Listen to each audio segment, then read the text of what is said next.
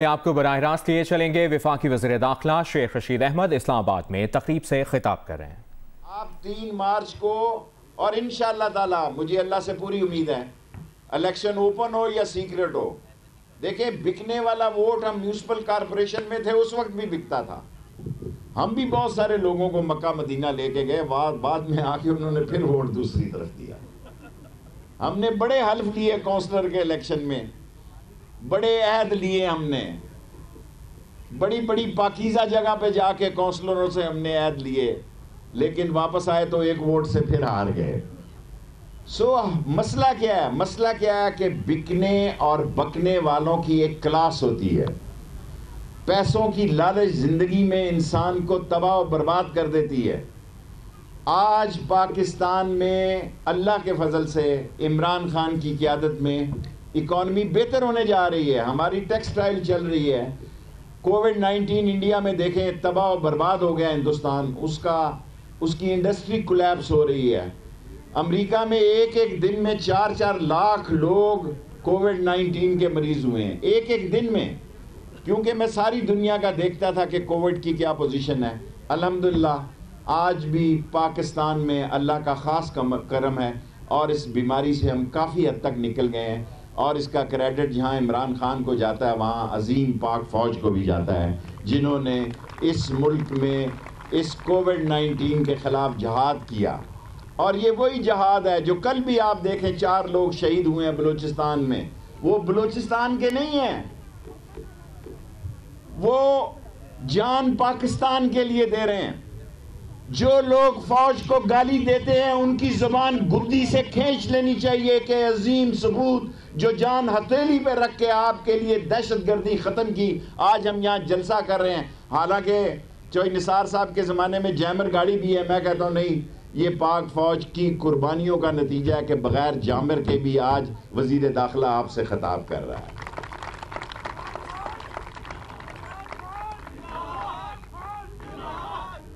اور آج آپ دیکھیں ہر روز، دوسرے روز، چوتھے روز آپ کو خبر آتی ہے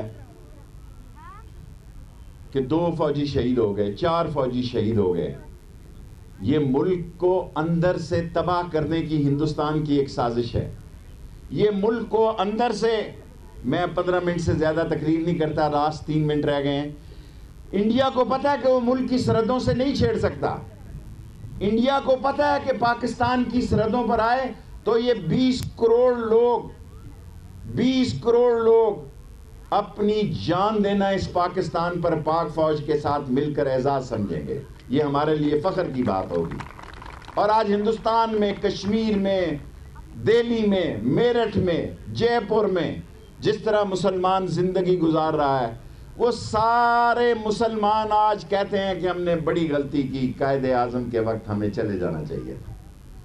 آج قائد اعظم کی یاد ہندوستان کے مسلمانوں کو ستاتی ہے۔ کن لوگوں نے، آج وہی لوگ پاکستان کی سیاست میں پنچ بنے ہوئے ہیں، کھڑپینج بنے ہوئے ہیں۔ آج پاکستان کی سیاست میں وہی لوگ اس ملک میں انتشار پھیلا رہے ہیں جو پاکستان بنانے کے مخالف تھے۔ وہی پارٹیاں جو پاکستان بنانے کی مخالف تھی، وہ آج پاکستان میں سیاسی عدم استحکام پیدا کرنا چاہتی ہیں۔ دکھ مجھے صرف مسلم لیگ نون کا ہے کہ دنیا ادھر کی ادھر ہو جائے، کوئی مسلم لیگی جو ہے وہ پاک فوج کے خلاف بات نہیں کر سکتا۔ وہ مسلم لیگی نہیں ہے جو پاک فوج کے خلاف بات کرتا ہے۔ میں انشاءاللہ تعالی اسی ہفتے میں بھیجوں گا یہاں پہ ٹیم، کیونکہ اپوزیشن کی تو مجھے سمجھ آ گئی ہے۔ کہہ رہے تھے استعفے دیں گے، استعفے نہیں دیے، اچھا کیا، نہیں دینے چاہیے، کیا فائدہ ہے ایسے آپ کے جلسہ جلوس۔ دیکھیں یہ جتنے ٹی وی یہاں آپ کو نظر آ رہے ہیں، یہ جتنے اخباری نمائندے میرے بھائی، میرے بچوں کی جگہ، یہ سارا فری میڈیا ایک ڈکٹیٹر نے کیا۔ ایک پی ٹی وی ہوتا تھا، میں اس کا وزیر ہوتا تھا، ساری دنیا میرے پیچھے ہوتی تھی کہ ذرا کیمرے دی لائٹ مار دینا جی۔ آپ خدا پہ یقین کریں، میں ملک سے باہر ہوتا تھا، بڑے ایم این اے کہتے تھے شیخ صاحب پیچھے پتہ ہی نہیں لگیا میں تاڑے نال دورے تے آیا ہوں۔ ایک ٹی وی ہوتا تھا، آج 80 چینل ہیں اس ملک میں۔ میں چیلنج کرتا ہوں کہ دنیا میں اتنا زبردست الیکٹرانک میڈیا برٹش اور امریکہ میں نہیں ہے، برازیل میں نہیں ہے، ارجنٹائن میں نہیں ہے، آسٹریلیا میں نہیں ہے جتنا پاکستان میں، اور اتنا سٹرانگ ہو گیا کہ کسی لیڈر کا گاڑی کا ویل کب گھوم جائے تو یہ بھی بریکنگ نیوز ہے یہاں کہ شیخ رشید صاحب وزیر داخلہ جا رہے تھے، ان کی گاڑی کا ویل کب جناب ہے، یہ بریکنگ نیوز ہے، اس لیے کہ میڈیا سٹرانگ ہو گیا ہے۔ میں آپ کو یقین دلاتا ہوں لاسٹلی، اس ملک میں وہ لوگ جنہوں نے اس ملک کو لوٹا دونوں ہاتھوں سے، وہ لوگ جو بھاگ گئے ملک چھوڑ کے بہانے بنا کے، وہ لوگ جن کا اس ملک میں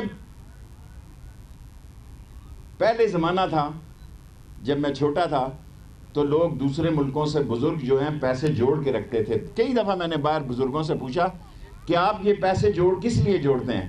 کہتے ہیں میری لاش پاکستان میں جائے، مجھے بچوں کا اعتبار نہیں ہے، جہاز اس وقت میں اوورسیز منسٹر بنا تو میں نے ڈیڈ باڈی کو مفت کیا کہ لاش پاکستان میں مفت جانی چاہیے۔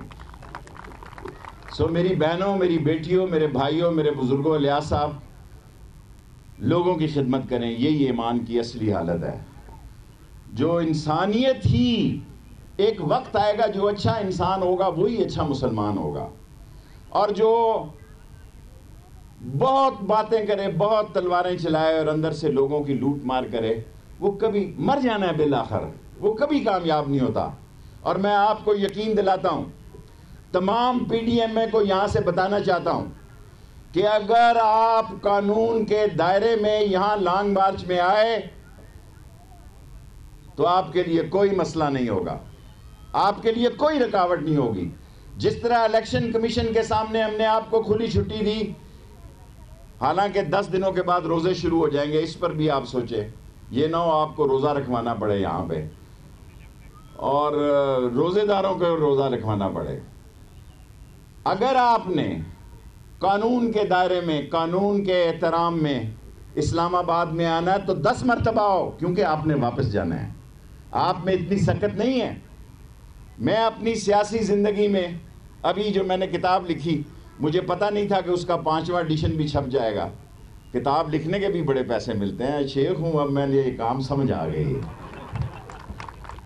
میں اس میں یہ لکھوں گا کہ میں نے زندگی میں سب سے مشکل کام جو کیا ہے 126 دن کا جو دھرنا دیا، بہت مشکل کام ہے اور مہنگا کام ہے۔ میں پی ڈی ایم کے لوگوں سے کہتا ہوں، میری بات آصف زرداری کو سمجھ آ گئی ہوئی ہے، بلاول بھی سمجھتا ہے، دل سے میری بات کو سمجھتا ہے، وہ میرے دل کے قریب ہے اور میری دل کی بات سمجھتا ہے۔ اس کو پتہ ہے کہ شیخ رشید صحیح کہہ رہا ہے۔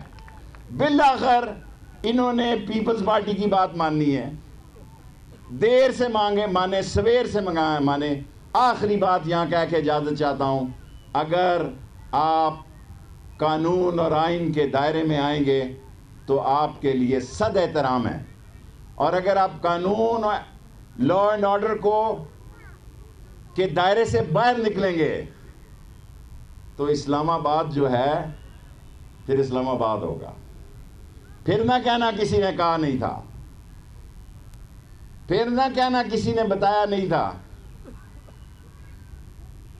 میں سارے میڈیا کے سامنے کہنا چاہتا ہوں اسی شعر پہ کہ آپ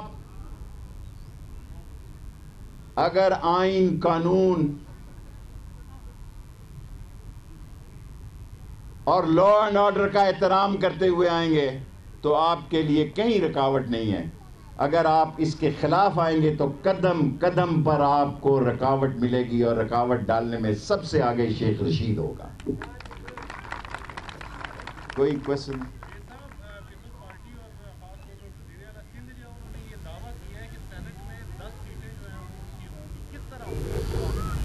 دیکھیں، الیکشن اوپن کریں، الیکشن سیکرٹ کریں۔ آج آنے دھیان دو جی کب بچے۔ الیکشن اوپن کریں، 5 سوال صرف۔ الیکشن اوپن کریں، الیکشن سیکرٹ کریں، جس نے بکنا ہے وہ بک جاتا ہے۔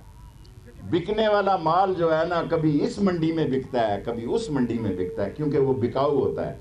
بکنے اور بکنے والوں کی ملک میں کمی نہیں ہے۔ سیکنڈ جی سر، بکنے والے میں نے آپ کو بتا دیا ہے کہ کونسلر سے بکنا شروع ہوتے ہیں تو بکنے والے تو بک جاتے ہیں، اصولی لوگ اپنے بات پہ کھڑا رہتے۔ تھرڈ کوسچن، آپ چونکہ ایک سوسائٹی کے فنکشن میں آئے ہوئے ہیں، اسلام آباد میں ہزاروں لوگ ہیں جو فیک سوسائٹیوں کے ہتھے چڑھے ہوئے ہیں۔ آپ سے میں نے عرض کر دی، ایف آئی اے کو دیا ہے، مزہ نہیں آ رہا، جو جہاں غریبوں کے ساتھ ظلم ہو رہا ہے، میں خود چیئرمین نیب سے بات کروں گا، اصل ان کو بھی رگڑا دینے کی ضرورت ہے جنہوں نے غریبوں کو لوٹا۔ فورتھ، انشاءاللہ کہہ دیا نا، اور کوئی سوال ہے تو بس۔ ہاں جی، تاڑا کوسچن بڑا لمبا ہوتا نا۔ ایکسپریس وے پہ سب سے بڑا مسئلہ جو ہے پبلک ٹرانسپورٹ کا ہے، وہاں سے پارک سیکریٹریٹ تک۔ دیکھیں، پبلک ٹرانسپورٹ اسلام آباد کھولنے جا رہے ہیں انشاءاللہ تعالی، اور یہ موٹر وے، یہ جو ایکسپریس وے ہے، اس کو ایئرپورٹ تک لے کے جا رہے ہیں۔ انہوں نے سوال کیا، صرف میں اس لیے چارج نہیں لے رہا کہ ابھی وہ مکمل نہیں ہے، پرسوں کیبنٹ میں آئے گی، میں وہاں کہنا چاہتا ہوں کہ ٹھیکیدار اس کو مکمل کرے۔ سینٹ کے الیکشن میں میرا مطلب ہے میڈیا نے اس کو بہت اہمیت دی ہوئی ہے، کسی کا ایک ووٹ کم ہو گیا تو قیامت نہیں آ جائے گی، کسی کا ایک ووٹ زیادہ ہو گیا تو قیامت نہیں آ جائے گی۔ یہاں یہ ووٹ ڈالتے ہیں یہ اس کمرے میں تو یہ 64 لوگ ہوتے ہیں، دیوار کے اس طرف ووٹ ڈالتے ہیں تو 44 رہ جاتے ہیں، 11 بندے